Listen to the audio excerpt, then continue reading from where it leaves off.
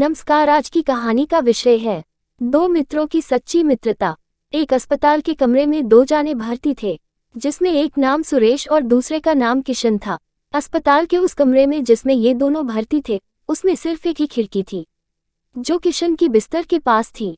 लेकिन किशन को सिर्फ 2 घंटे के लिए ही बाहर देखने दिया जाता था। सुरेश को कोई गंभीर बीमारी होने के कारण उसको अपने बिस्तर से हटने की अनुमति नहीं थी। फिर कुछ दिनों में किशन और सुरेश की दोस्ती होती गई।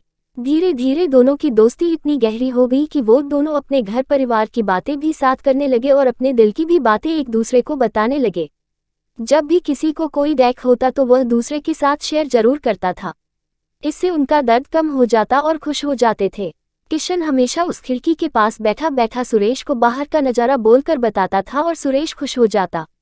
किशन हमेशा उसे बताता था कि आज बगीचे में लोग इतने घूम रहे हैं, मंदिर में आज कोई आयोजन हो रहा है, पास के स्कूल में क्या हो रहा है और बाहर का मौसम कैसा है। इन सभी के बारे में किशन सुरेश को बताता था। सुरेश अपने जीने की उम्मीद खोता जा रहा था। सुरेश ये सब सुनकर बहुत ही खुश हो जाता और अपनी बीमारी को वो धीरे धीरे भूलने लगा। जब भी किशन उसे बाहर के नज़ारे के बारे में बताता तो वह हमेशा इतना खुश होता कि उसे लगता ही नहीं था कि वह सब सुन रहा है। उसे लगता कि वो ये सब नज़ारा देख रहा है। किशन हमेशा ही सुरेश को सकारात्मक बातें ही बताता था, जिससे कि सुरेश पर अच्छा प्रभाव पड़े। नकारात्मक बातें नहीं बताता था, उससे सुरेश मायूस हो जाता था। दोनों दोस्तों के बीच दोस्ती इतनी हो गई थी कि वो अपनी सभी बातें एक दूसरे को बताने लग गए थे। ये सिलसिला काफ़ी दिनों तक चलता ही रहा। किशन सुरेश को बाहरी रंगीन दुनिया का नज़ारा बताता और सुरेश बहुत खुश होता। एक दिन अचानक किशन की मौत हो जाती है।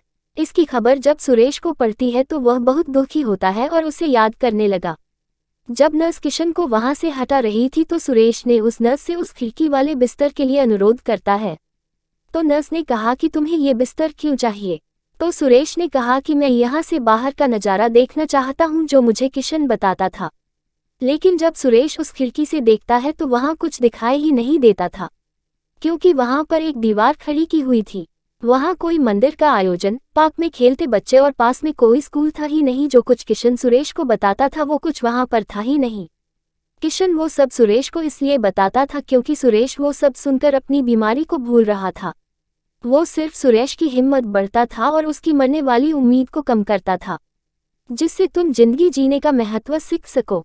कहानी से सीख। इस कहानी से हमें ये सीख लेनी चाहिए कि हमेशा ऐसा काम करना चाहिए जिससे दूसरों को खुशी मिले और जीने की नई उम्मीद जगे। कभी भी ऐसा अवसर नहीं छोड़ना चाहिए जिससे दूसरों का भला हो।